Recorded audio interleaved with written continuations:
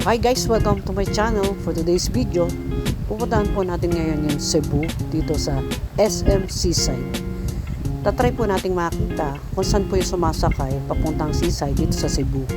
So meron po daw ditong bus na pwede nating masakyan. So nagtanong-tanong po kami. So dito po sa area na to tinuro kami dumaan para makita yung bus, para makapunta po doon sa Seaside kasi maganda po daw doon.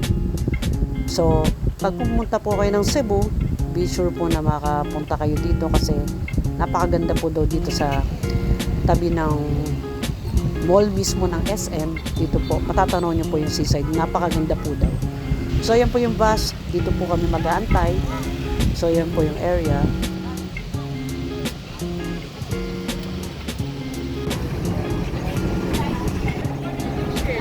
So ayan na po yung bus. So sasakay na po kami. So papunta po yan ng SM. So ayan po. Habang papunta kayo doon, makikita niyo po ang ganda-ganda po ng mga view. Ang ganda po talaga dito sa Cebu. So pag pumunta po kayo dito, sana po ito madaanan din nyo, mapuntahan kasi ito po isang magandang lugar din po nila na pwede nyo po mapasyalan. Let's go guys. Puntahan na po natin.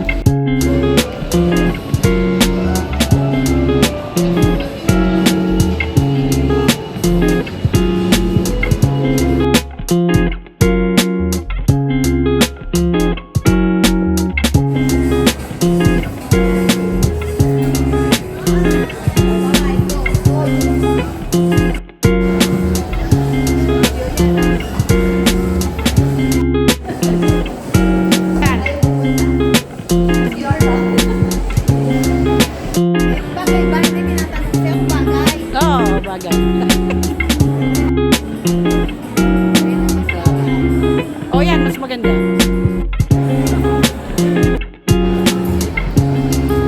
Pasok kami. Okay,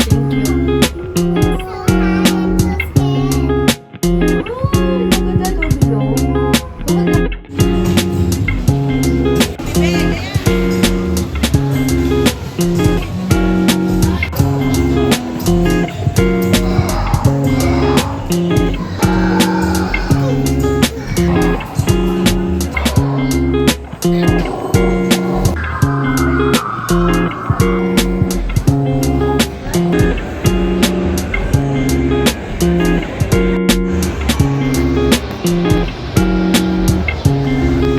So guys, dito po sa gilid, yan po, makikita nyo po yung Seaside dito. So, diretso po lang kayo dito.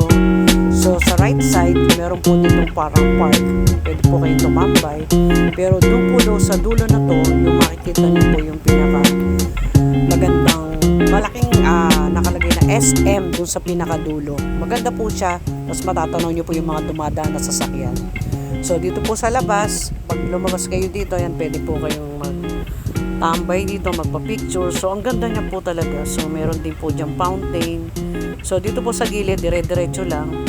Dito po, mamimili kayong makakainan dito sa gilid. Pero pag lumabas po kayo dito, ito po yung para sa mga palaruan, na pasyalan, tambayan.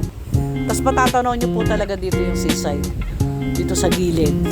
Saka yung tulay, marami po talagang makikita maganda. So, ito po yung lugar na kakaiba po na view dito po sa SM. So tara guys, diretsuhin po natin para makapunta tayo sa dulo kasi doon po sa dulo, doon po natin makikita yung pinakamagandang tanawin. So after po ng aming paglalakad, kakain na po tayo dahil magla-lunch po tayo. So bago po tayo pumunta, puntahan po natin yung pinakadulo kasi yung po doon yung talagang maganda. So let's go guys, diretsuhin po natin. So, yan na po guys, yun po yung pinakadulo. So, tanaw na tanaw nyo po yan. So, kita nyo ito lang, yun po yung dinadaanan namin papunta ng hotel. So, ito po yung pinakadulo ng building. Ang ganda po talaga niya. So, yan po, napakaginhawa po dito sa lugar na to. Yan, ang ganda po niyang tingnan. So, yan po yung pinakadulo sa SM.